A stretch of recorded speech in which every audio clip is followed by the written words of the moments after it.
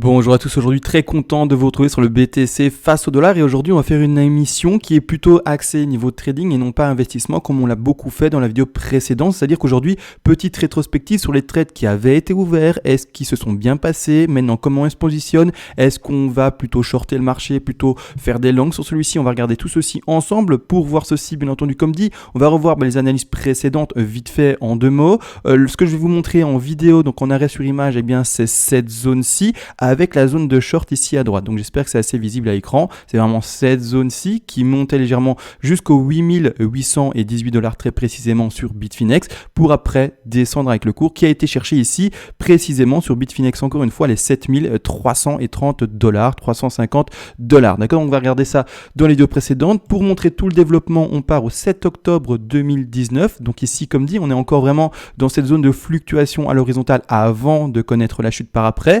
On voyait la zone de short, donc ici les zones rouges ce sont des zones de short et non pas bien entendu d'achat, donc des zones de revente de position aux alentours comme vous voyez ici à droite des 8800 $ pour après descendre ensemble. Donc grossièrement, soit vous aviez joué un long dans cette zone-ci pour remonter et reclôturer votre position, ouvrir par après un short et descendre dans cette affaire-ci, à vous de voir bien entendu comment vous l'avez géré, mais la chose est que la priorité, et donc d'ailleurs le titre de la vidéo comme vous voyez, Bitcoin à 8800 $, était une zone de short ici pour après continuer à descendre.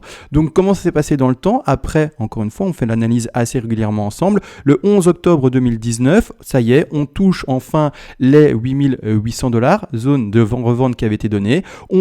Ensemble, bien entendu, remet en position un short et on met maintenant des objectifs vendeurs, en tout cas de rachat de position par rapport à sa vente. Donc comme vous voyez ici, on avait des objectifs qui sont pour ceci placés à 7687 $ de rachat de position. Donc ça veut dire quoi? C'est que grossièrement, comme on a été en dessous avec le cours actuellement, vous avez shorté ça, vous avez racheté ça, vous êtes bénéficiaire à 100%. En plus de ça, vous le savez très bien, là maintenant c'était un peu tôt dans le temps, on était au tout début du short, mais j'encourage souvent à prendre un TP de sécurité, c'est-à-dire un TP intermédiaire, par exemple au 61,8% de Fibonacci, donc ici à 8100 $ pour être sûr de pouvoir clôturer si jamais le cours il fait pas du tout ce à quoi on s'attend, et donc c'est-à-dire pouvoir couvrir ses frais, couvrir son stop loss également. Donc ici, le short initié depuis les 8800 $ est préparé plusieurs semaines à l'avance, c'est très bien placé, c'est très bien pas placé mais très bien passé et donc content de celui-ci. Alors bien entendu vous voyez on a des objectifs qui sont très baissiers jusqu'à 7000 $, d'accord, bien entendu on n'a pas été si bas, on a seulement entre guillemets été chercher les 7300 $, mais ce n'est rien. Un short ou un long, donc c'est-à-dire un trade ouvert, il faut savoir qu'il faut essayer de garder ouvert dans les positions gagnantes le plus longtemps possible jusqu'à invalidation, c'est-à-dire que grossièrement on a été chercher la première objectif des 7600 $, pas de problème, on engrange les bénéfices, on les prend, mais on laisse encore une proportion de son trade ouvert, d'accord? Donc c'est-à-dire que oui, on va pas forcément aller les chercher, ces derniers TP là, mais c'est pas l'objectif. Personne n'a une boule de cristal, personne ne sait réellement en fait quand le cours va arrêter de descendre, d'accord? Donc finalement, on peut analyser ou quoi, on peut essayer d'avoir un avantage, mais on n'a pas de boule de cristal, on ne fait pas de magie, et c'est pour ça qu'on est obligé de mettre des TP, donc c'est-à-dire des take profit partiels en place, c'est-à-dire pour les tout néophytes, on rachète sa position short, on vend, on rachète sa position par exemple à hauteur de 30% ici, d'accord, 30% là, avec encore une fois même avant, vous avez déjà dit le TP de sécurité comme j'aime l'appeler, donc ici par exemple 20% de votre position. Donc voilà, à vous de voir comment vous mettez vos TP en place, etc. Mais le short initié depuis les 8800 $, c'est très bien passé, donc très content. Maintenant, ce qui s'est passé actuellement, donc niveau trading, je parle, regardez bien, donc ici le short initié, donc on est très content, je vais maintenant agrandir l'écran, très content, hop, on est descendu des 8800 $ jusqu'ici aux 7300 $, parfait. Qu'est-ce qui se passe là? Boum, grosse bougie rouge après, vous voyez, donc c'est bien, bel et bien le grand graphique en daily, grosse bougie rouge pas du tout, mais grosse, bougie verte. Dans ce cas-là, qu'est-ce qui se passe? Vous avez pris vos TP, donc je vais remettre des petits rectangles comme ça vous vous y retrouvez, mais grossièrement, donc ici c'était TP de rachat de position, donc ici j'ai pas mis, c'est parfait, donc on avait un TP à 7006 qui se situe ici, d'accord, par exemple, et on avait des TP qui, rappelez-vous, étaient posés plus bas, d'accord, donc ici plus bas, peu importe, je vais pas vraiment les mettre, mais c'est que comme ça visuellement vous vous retrouvez facilement par rapport à l'arrêt sur image de la vidéo. Donc on avait nos TP, d'accord, du coup en fait votre stop loss et également ça de toute façon j'ai expliqué dans toutes les vidéos à force et dans tous les sens, mais le stop loss il fallait le descendre également légèrement au-dessus de votre position d'entrée, d'accord, histoire que quand vous faites le prendre, ça y est aussi vous êtes couvert, d'accord. Donc là ce short est gagné, celui qui a perdu ce short là je ne sais pas comment est-ce qu'il l'a fait, c'est impossible, d'accord, et franchement c'était très propre. Maintenant avec ces bougies vertes, Est-ce qu'on va encore se dire, on va encore d'office aller voir plus bas, etc. et on va encore plus bas? Clairement non, d'accord? Pourquoi? Et ça, je vais vous le montrer. Ça, j'en ai déjà parlé dans la vidéo d'il y a 2 jours, il me semble, pour les investisseurs, mais ça concerne finalement également les traders, pourraient bien pouvoir prendre des positions.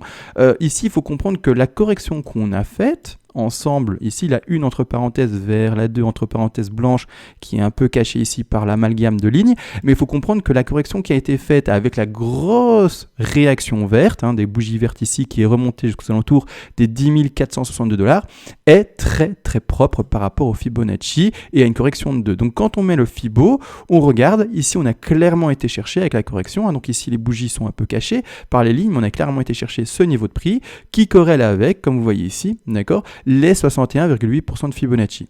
Donc ici, clairement, c'est une zone de rebond, d'accord? Encore une fois, je vais quand même et tout de même le montrer dans le PDF. D'ailleurs, j'avais oublié, mais contre une petite donation, je vous offre tout volontiers, toutes les règles d'Elliott en français. Comme ça, de votre côté, vous pouvez également apprendre et pouvoir faire le même travail de projection de prix haussier, baissier, également faire des plans de trading avec scénario d'invalidation pour sortir de trade, des points d'entrée, des stop-loss et de toute façon des TP également de placer. Peu importe, ce que je voulais montrer ici, c'est vraiment ceci.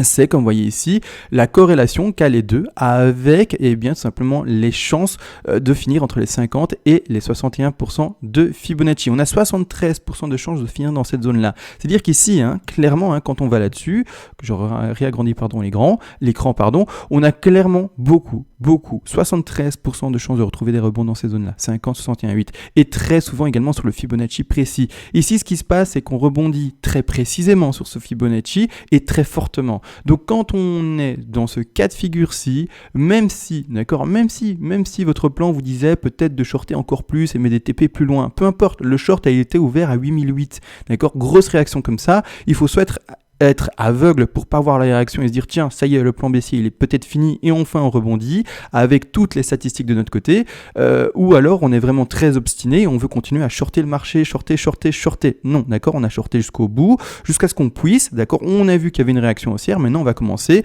au contraire à privilégier cette fois-ci vous l'avez compris non plus les shorts mais les longs, donc les positions d'achat, c'est-à-dire les positions pour vraiment les tout néophytes, les positions qui disent que le cours il monte, d'accord, et plus le contraire, avoir des courbes baisser, d'accord? Ça peut toujours baisser, on n'a pas de boule de cristal, mais maintenant la stratégie en place, ou celle qu'on va mettre en place, ce sont plutôt celles de pas rachat, mais d'achat de position, d'accord? Donc maintenant, ce qu'il faut voir, c'est ceci, d'accord? Alors je vais retirer le pinceau qui me gêne, c'est ceci, c'est-à-dire que maintenant on va chercher des positions pour monter, d'accord? Donc ici des bougies, et puis on va remonter, d'accord? C'est vraiment ça qu'on va chercher, ce qui, rappelez-vous, n'empêche pas non plus au cours de descendre, mais il faudra bien mettre à un moment une position ouverte avec une certaine conviction, soit haussière ou baissière, mais il faut être dans un camp, d'accord? Vous êtes soit vendeur, soit acheteur, mais il faut trouver un camp, d'accord? Et mettre une stratégie avec des TP, des positions d'entrée, etc. C'est-à-dire qu'ici, maintenant, qu'on a vu les 61,8 par rapport à la 2, très grosse 2 blanche, etc., on commence à décompter ceci. Le sous-décompte de ceci, d'accord? Alors pour le moment, c'est celui-ci. Alors là, rien de complexe, vraiment, vous prenez tout simplement une 1, 2, 3, 4, 5, un vague impulsif tout à fait classique, on va mettre l'aimant juste comme ça, on le place correctement. On part en 1, rien de complexe, on part en correction de 2, on va chercher une 3, 4 et 5 et on continue à monter. D'accord, j'ai juste changé ici le degré que j'utilise. On va le mettre en minor comme suit, d'accord? Donc ici, voilà, ce qu'on va voir maintenant, c'est tout simplement la correction de la 2. Alors encore une fois, là maintenant, très piégeur, et d'ailleurs je vais également l'expliquer par rapport au début de la phase de la fan crash, donc c'est-à-dire du début du pump de l'année 2018-2019, on va regarder ça ensemble par après, mais il faut comprendre que la correction actuelle a dépassé les 61,8. Alors c'est plus rare, d'accord, il faut le comprendre, c'est plus rare, regardez, les 61,8 par rapport à cette vague-là, ils sont ici. Grosse réaction qu'on a eue là ici à gauche. Mais là, sur la plus petite échelle, la nouvelle hausse qu'on a connue, on les transperce. D'accord? On les transperce. On dépasse du coup, vous l'avez bel et bien compris, cette proportion qui est représentée de 73%. On va où? On va dans ce cas-ci qui représente plus que finalement 15%. Donc qui corrige au-delà des 61,8% de Fibonacci. Donc 15%, c'est pour ça. Voilà, là maintenant on est dans un cas qui est plus rare. Après ça arrive, c'est comme ça et heureusement, parce que sinon ce serait trop simple le trading et on serait tous riches. D'accord? Donc ici, il faut comprendre que la 2, normalement, maintenant qu'on a pété cet objectif-là, devra aller chercher plus bas. Alors l'objectif à privilégier, eh bien c'est celui-ci, à 76,4, et le tout dernier à privilégier, hein, encore plus rare, d'accord, sont les 85,4. Malgré tout, je les affiche. Pourquoi? Parce que tout simplement, vous allez voir, comme je l'ai dit, je vais dézoomer et faire exprès de revenir à la fin du crash, début du pump, ici de 2018-2019. Pourquoi? Qu'est-ce qui s'est passé? Vous voyez bien ce qu'il y a eu. Hein. Après, pas compliqué à voir, on peut vraiment spéculer enfin ensemble une hausse, vraiment repartir sur un marché haussier. Encore une fois, tout à vous de voir si vous voulez encore être dans un marché baissier qui va rechercher les 2000$ ou enfin être haussier. Pour ma part, je prends la position d'achat, donc une position haussière. C'est-à-dire qu'ici, regardez bien ce qui s'est passé. Donc on nous a fait, comme vous voyez ici, un Adam et Ève, hein, c'est pas très compliqué. Bon après, excusez-moi pour les termes, c'est-à-dire on nous a fait ici, finalement, vous voyez très bien un petit V-bottom. Ici, par après, une espèce de petite coupe, un Adam et Ève, rien de complexe.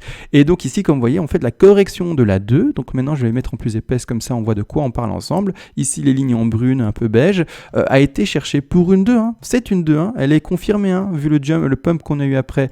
Mais n'empêche, elle a également écrasé les 61,8% de Fibonacci. Alors, est-ce que c'est vraiment ce qui se passe dans tous les bottoms? Non, d'accord. C'est juste que la figure d'Adam et Ève est assez connue. Alors, Adam et Ève, c'est ça. En fait, grossièrement, je vais le dessiner avec des flèches comme ça. Vous voyez ce que je veux dire. Mais grossièrement, Adam et Ève, c'est ça. Boum, boum. Et puis après, une reprise lente et légère et on remonte, vous voyez. Donc c'est clairement ça. Hein. Donc je redessine un peu en dessous, hop, et puis hop, on reprend une reprise lente et puis on y va. D'accord? Donc c'est vraiment ça un Adam et Ève. Ici, clairement, regardez, hein, je vais vous mettre également les Fibonacci en place. On a dépassé les 85,4% de Fibonacci. Voilà, j'ai bien placé ça. Je remets dessus. Et donc, regardez bien, on a dépassé, comme dit, les 61,8 et on a été chercher les 85,4. Hein, ils sont là. D'accord? Les 85,4, c'est quoi? C'est la ligne sur le Fibonacci qui est en rouge. On a été les chercher. Donc, vous voyez, c'est pas parce qu'on dépasse forcément les 61,8 qu'on est de nouveau dans quelque chose de baissier, qu'on n'a pas trouvé le bottom, etc. Donc, ici, exemple historique, hein, pour montrer avec exemple que ça se passe également comme ça, qu'on peut dépasser les 61,8. Donc, ici, voilà, moi, je partirais plutôt dans un scénario qui ressemble à celui-ci, d'accord, à répéter, du coup, vous l'avez compris, avec ce qui se passe actuellement, donc ici, pour après, donc dans ce cas-là, d'accord, dans ce cas-ci, actuellement. Donc les objectifs, hein, si on devait refaire vraiment l'histoire comme fin d'année 2018, début d'année 2019, la vague irait chercher aussi bas. Donc c'est-à-dire irait chercher les 7799, c'est-à-dire si on peut arrondir grossièrement à c'est ça, non, 7799, non, c'est bien, on va pas arrondir, c'est bien. Par contre, également, on a un objectif avant également, hein. Vous l'avez vu ici, c'est à 76,4% de Fibonacci. Cet objectif-là est très précisément à 8079. Alors voilà, là, ce sont des positions de rachat de position, d'accord? Ce sont des positions de rachat de position, c'est-à-dire que les personnes qui vont rentrer en trade, ce qu'elles doivent faire, premièrement, c'est décider une position, hein, à vous de voir, hein, où est-ce que vous voulez racheter, etc. Mais quand vous allez rentrer en trade, n'oubliez pas, premièrement, votre stop loss, toujours penser à un stop loss, d'accord? Je vais le mettre en rouge, pas en bleu, ou quoi qu'en bleu c'est assez visible, je vais le laisser en bleu. Vous avez compris, la ligne bleue là c'est le stop loss, mais grossièrement il faudra rentrer en position pour après, vous l'avez compris, espérer une hausse, hein, qui sera assez importante. Donc la hausse je vais la symboliser avec un long. D'accord, donc on va dire qu'on va rentrer en position à 8000, donc à 76,4% de Fibonacci. D'accord, on va symboliser ça comme suit, voilà. Donc hop, hausse à espérer, hop, tout là-bas en haut, parce qu'on entamera une 3 ensemble, mais le stop loss, il faudra soit le placer, en fait, tout dépend aussi du ratio que vous attendez, mais souvent, pour ma part, je le mets à 2-3%. D'accord, maintenant, encore une fois, il faut vraiment voir le ratio qu'on attend, voir vraiment l'intérêt qu'il y a là derrière, mais voilà, vraiment 85,4. Grossièrement, là, sur ce coup-là, on pourrait vraiment le jouer comme suit. C'est-à-dire qu'on placerait, pour ma part, le stop loss au niveau, donc à combien de pourcents par rapport au 76,4, au niveau des 4,64% ici de baisse potentielle, c'est-à-dire un stop loss placé ici plus précisément aux alentours des 7714$, d'accord. Maintenant, si vous rentrez plus bas, vous faites le même travail, mais plus bas, d'accord. Maintenant, par rapport au 76,4, pour englober les deux objectifs, c'est ce que je ferais. Je mettrais mon stop loss ici aux alentours des 7600, 7700$, et également, ça corrélerait avec quoi? Ça corrélerait, alors j'ai retiré les dessins pour montrer, mais ça corrélerait avec pas le bottom, parce que le bottom il est là, mais avec le dernier plancher ici, le dernier support qu'on peut observer, d'accord. Donc ici grossièrement je vais dessiner un support, comme ça on le voit et on le symbolise également, d'accord. Donc ici support à observer, là, d'accord. Je vais le mettre en une autre couleur, je vais le mettre en En rouge, voilà, comme ça il se voit, d'accord. Gros niveau de support ici. Donc maintenant, on va privilégier, comme dit, des longs. Maintenant, pour ma part, j'attends, étant donné qu'on a cassé les 61,8% de Fibonacci, ces zones de rachat, d'accord. Maintenant, c'est pas confirmé non plus qu'on y aille. Encore une fois, n'oubliez pas la boule de cristal, et je le répète beaucoup, mais c'est important que vous compreniez que personne ne l'a. Si jamais on ne va pas aussi bas, c'est-à-dire que si jamais, sait-on jamais, le cours, il nous fait ça, hein. Vous avez compris ce que je vais dessiner, mais que le cours, en fait, il fait ça, et boum, il fait ça. Peu importe, et qu'il va plus jamais chercher si bas. Tant pis, c'est un trade qu'on n'aura pas pris, d'accord, c'est tout, et c'est comme ça, et on attendra d'autres opportunités, d'accord. Donc il ne faut pas pleurer parce que soit on n'a pas eu l'opportunité, soit parce qu'on l'a pas prise, il y en aura plein d'autres. La seule chose à comprendre, c'est qu'on n'est pas au casino et qu'on ne met pas des jetons sur des couleurs au hasard pour essayer de gagner, d'accord. Peu importe, il y en aura plein des positions à prendre encore, mais il ne faut pas être impatient et il faut parfois au contraire être très patient, d'accord, c'est-à-dire qu'il faut vraiment laisser le temps courir. Et si l'occasion se présente pas, on ne le prend pas, d'accord. Donc c'est pas, voilà, pas compliqué et pas, voilà, c'est pas compliqué du tout même. Donc ici par après, je vais juste retirer ici la petite ligne, le petit brush également, la position ouverte. Quelles sont les attentes à court, moyen terme, voire un peu plus long terme? On va regarder ça ensemble également, au niveau de la rentabilité, d'accord. Donc ici, par rapport à, vous l'avez compris, au pourcentage qu'on va attendre d'accroissement du cours, d'accord. Donc ici, maintenant, on va prendre ensemble le Fibo, on va faire la projection par rapport à ceci. Donc encore une fois, n'oubliez pas, c'est un scénario. Les bougies, les réelles bougies n'ont pas encore été dessinées, donc maintenant, c'est une projection du prix. Donc on va placer la projection à minimum, ici, 161,8% de Fibonacci. On va mettre ensemble les TP également, d'accord. Le TP, il faut le comprendre, pour cette 3 là, d'accord, sera le premier, et bien ici aux alentours des 161,8, c'est-à-dire qu'ici c'est une position, vous l'avez compris, qui sera en rouge, revente de sa position, passez acheteur là-bas en dessous, d'accord, et vous allez revendre votre position ici. Donc la première position, d'accord, qu'on attend, c'est une hausse de 63% sur le trade qui va être initié ici en dessous, d'accord. Donc vraiment très intéressant, d'accord. Donc vraiment pardon, un ratio par rapport au stop qui est indiqué, le ratio il est là, de presque 14, donc à 13, donc ici vous voyez là, 13 presque 14, d'accord. Donc c'est un très très beau ratio pour le premier TP, d'accord. Il faut également comprendre que maintenant, j'ai mis un premier TP pour cette sous 3, mais on a des autres objectifs pour les 3, je vais vite les rappeler également en vidéo. Ce sont les 161,8, donc les premiers objectifs. Deuxième objectif, 261,8, on va le placer ensemble. Il est là, d'accord. Et troisième objectif, 423,6, d'accord. Et celui-là, il est vraiment très haut, d'accord. Encore une fois, à vous de voir si vous voulez jouer des objectifs aussi élevés, si vous y croyez, oui ou non, peu importe. Parce que clairement, là, on va directement chercher les 21 000. Mais ça, ce sont les trois objectifs pour la 3, la sous 3. Encore une fois, à vous de voir si vous jouez cette 3-là ou si vous jouez autrement, d'accord. Mais ici, les TP à placer seraient du coup à 13 192 $. Ici, encore plus haut, à 16 348 $. Et dernier TP ici, qui sera placé à 21 500 $. Donc, c'est-à-dire que, par exemple, je donne vraiment des chiffres au hasard, comme ça, vous faites comme vous voulez de votre côté, par rapport à votre stratégie, mais vendez 30% là, 30%, 30 et 30. D'accord. Ça veut dire que ici, 30, 30, 30, 90. Il reste encore 10. N'oubliez pas, on laisse le trade le plus longtemps ouvert jusqu'à ce qu'on soit se fasse prendre son stop, soit qu'on n'y croit plus. D'accord. C'est-à-dire que grossièrement, les 10% ou les 20, ça dépend de combien vous avez vendu, d'accord. Eh bien, il faudra les garder pour si jamais le cours il part en bull run et qu'il continue à monter. Ces derniers pourcents seront toujours très agréables à avoir, d'accord. Donc ici, ce sont les objectifs pour la sous 3. Malgré tout, imaginons, excusez-moi, je dois retirer à nouveau le brush. Imaginons que la 3 finalement est très faible. Elle est très faible, elle ne va pas chercher là aussi haut et elle ne va pas chercher des objectifs aussi haut, à 21 000. Elle finit seulement ce objectif-là. Dans ce cas-là, vous prenez d'office façon un TP, ça c'est dit. Mais dans ce cas-là, on va jouer quoi? Parce que la hausse n'est pas finie, il nous reste une 4 et une 5, d'accord. Imaginons que le rebond est juste tout petit. Bon, pourquoi pas. Dans ce cas-là, ou encore petit, ce sont des grands mots, je suis désolé, mais bon, en fait, c'est quand même un rebond assez intéressant. Mais dans ce cas-là, on va partir, comme dit, je vais vite retirer ceci, ou je le mets juste de côté, comme suit. En fait, on va partir sur la projection de la 4 et de la 5, d'accord. Donc ici, on va spéculer, donc une 4, donc grosse 2, donc faible 4, encore une fois, petit tips, ne l'oubliez pas, quand on fait une 2 assez profonde, on voit plutôt une 4 qui est assez faible, c'est-à-dire une 4 qui va privilégier 23, 6, 38, 2, mais non pas, du coup, une 4 qui va privilégier au-delà des 38,2 pour aller chercher les 50, voire même plus, d'accord. Donc ici, clairement, on va plutôt poser notre 4 au 23,6, 38,2 pour dire, on va le placer quand même à 23,6 pour montrer qu'on part vraiment sur une intensité faible, de cette 4-là. Et après, on part enfin, dernièrement, sur les derniers TP à placer pour la 5, d'accord. Donc ici, TP pour une 3 qui est puissante, Mais si vous voyez qu'elle ne se fait pas, vous prenez votre premier TP, peu importe, vous continuez à lire le graphique, vous voyez une quête qui se dessine et vous dites bah voilà, maintenant je vais jouer une 5 et non plus une 3 qui est extrêmement forte et qui part en bull run. Maintenant, encore une fois, voilà comment ça doit se passer. Dans ce cas-là, on prend notre Fibo, rien de complexe, je remets mon aimant histoire d'avoir plus simple à placer ça, je le remets là-bas au-dessus, je pars là en dessous, ma 3 est bel et bien placée au premier TP à 161,8, je déporte cette affaire-ci et je vais au bas de ma 4. Maintenant, les derniers objectifs, donc ça c'est le premier objectif, le tout premier TP de 3, d'accord, mais on a d'autres objectifs qui seront à jouer pour les suivants. La 5 aura comme objectif 61,8, 100 et 161,8, d'accord? Les 61,8, ils sont là. Alors, ils sont possibles parce qu'ils ne nous font pas une tronquée du tout. Donc là, c'est vraiment assez plaisant. Hein. J'aime bien ça, parce que quand c'est en tronquée, j'aime pas trop. Je privilégie absolument pas. Mais du coup, si on nous fait une faible 4 comme suit, on prendra un second TP potentiel à 13 917 $.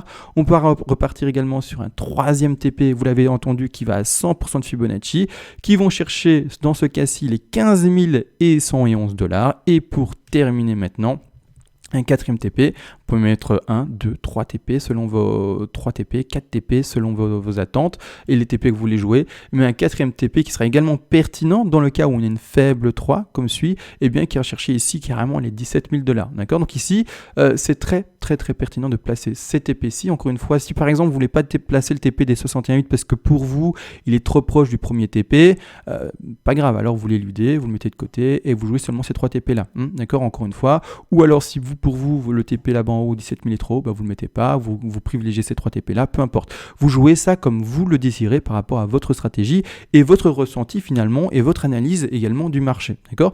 N'oubliez pas là maintenant ce que j'ai mis, c'est des TP qui sont les objectifs principaux. Malgré tout, comme dit, je le rappelle encore et toujours, n'oubliez surtout pas de mettre un TP de sécu. Un TP de sécurité, ça veut dire quoi? C'est un TP, d'accord, qui est à hauteur de 20%, 25%, peu importe, de votre position, mais il est très important pour si le cours, comme dit, sécurité, si le cours il fait pas ce qu'on attend, qu'il va pas chercher les 13 000 et plus, et qui fait ça, et puis après qui s'écroule. Pourquoi pas? Qui sait? Personne ne sait, pas moi, pas vous, d'accord? Et qui s'écroule. Mais grâce à ce TP-là, d'accord? Et grâce au fait également que votre stop loss, normalement, vous auriez eu le temps de le monter légèrement dans le vert, c'est-à-dire au-dessus de votre position d'achat, dans ce cas-là, vous seriez non perdant, d'accord? Même si vous n'allez pas gagner des folies, au moins vous n'aurez pas perdu d'argent. C'est ça l'objectif. Quand vous ouvrez un trade, le premier objectif, c'est d'assurer son coût, d'accord? C'est ça. C'est pas de se dire je vais me faire des 1000 et des 1000. Non, c'est juste j'ai ouvert mon trade, je regarde comment ça se passe. Mais non, mon seul objectif, c'est que si jamais le cours va pas dans le bon sens, eh bien je ne perds pas d'argent, d'accord? Une fois que vous avez assuré le coup, d'accord, que vous savez que vous avez monté votre stop loss dans le vert, qu'on a été chercher le premier TP de sécurité et que tout se passe bien par après. C'est bon, il n'y a plus de stress, il n'y a plus de stress. Vous pouvez aller laisser le cours jusqu'au bout et aller chercher tous les TP parce que vous aurez assuré votre position et vous serez plus du tout en panique par rapport au cours. D'accord? Vous serez observateur et au contraire, vous direz c'est bien, ça monte jusqu'à ce que finalement invalidation et on clôture le trade. D'accord? Donc maintenant, voilà pour les traders. On va, parce qu'on était chercher les 61,8% de Fibonacci et a eu une très belle réaction verte, on va privilégier les longues et non plus aller chercher peut-être les 6000. D'accord? Il est clôturé le trade qu'elle est cible. Il est clôturé, il est fini. Je l'ai montré en début de vidéo. Il est terminé, les gagnants, c'est fini. Maintenant, avec ce qu'on a eu, on est obligé de voir des trades qui vont à la hausse. Alors pour les investisseurs maintenant, je vais vite regarder ce que je peux dire. Je crois que j'ai tout dit pour les investisseurs dans la vidéo précédente. Après, je sais bien que tous les jours, j'ai des nouveaux auditeurs, donc je vais peut-être un peu me répéter.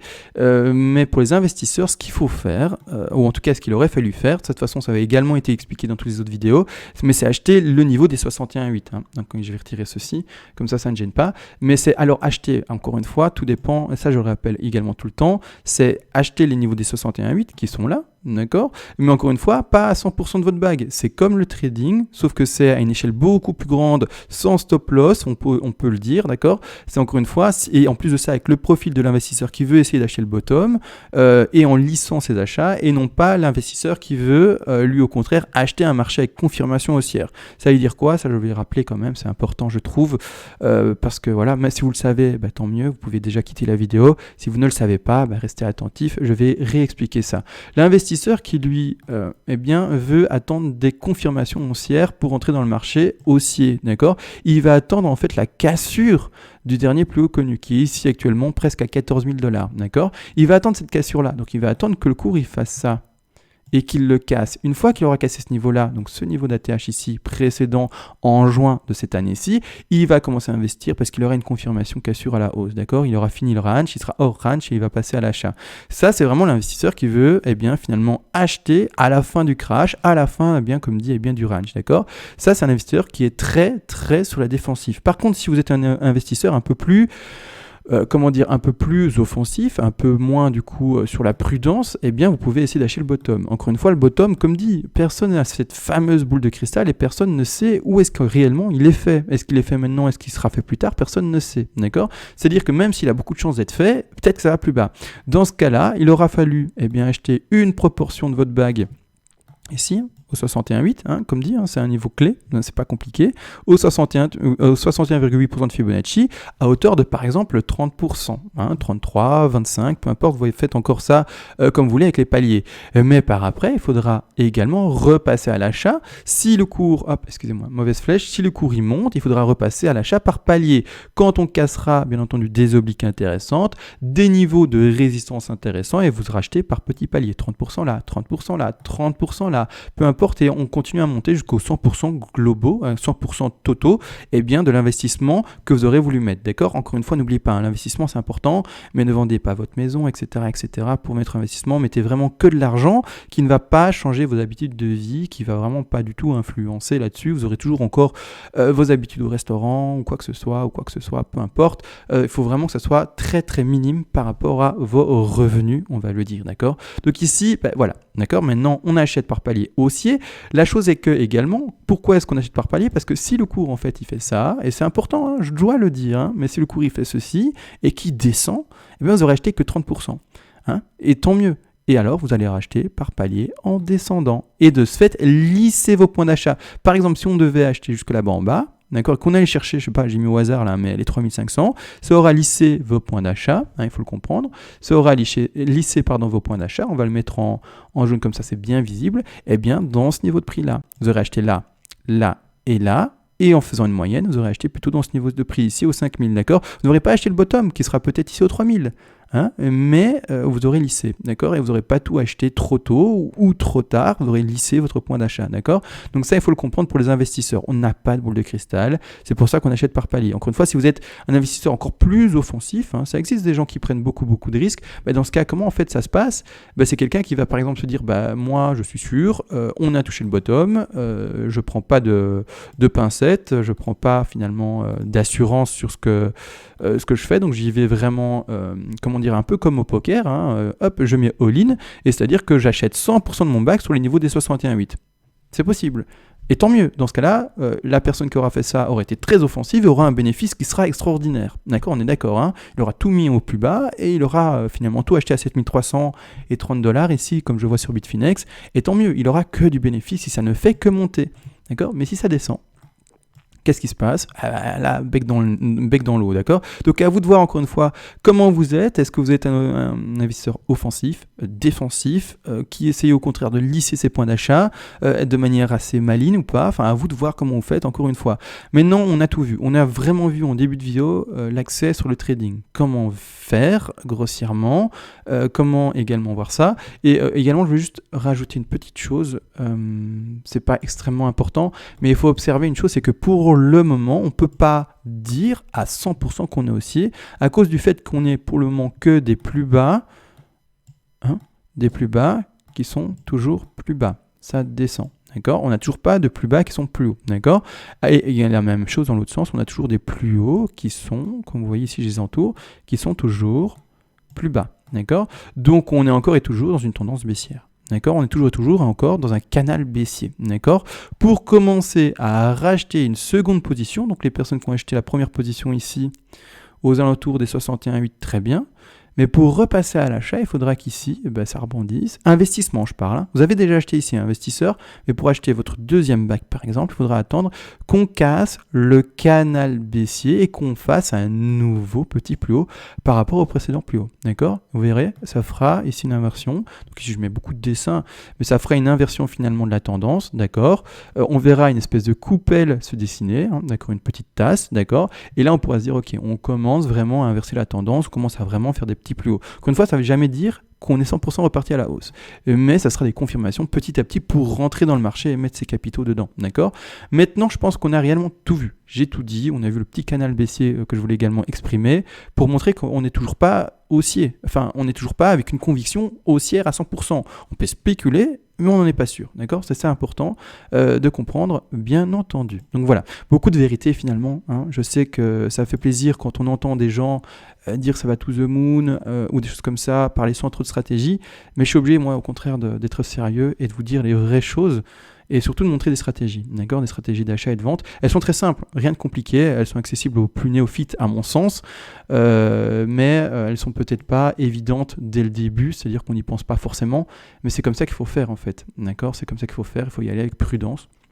Et pas à pas. Maintenant, j'ai tout dit. On va se laisser. Encore merci à tous pour votre soutien de tous les jours finalement. Sur ce, on se laisse et ciao.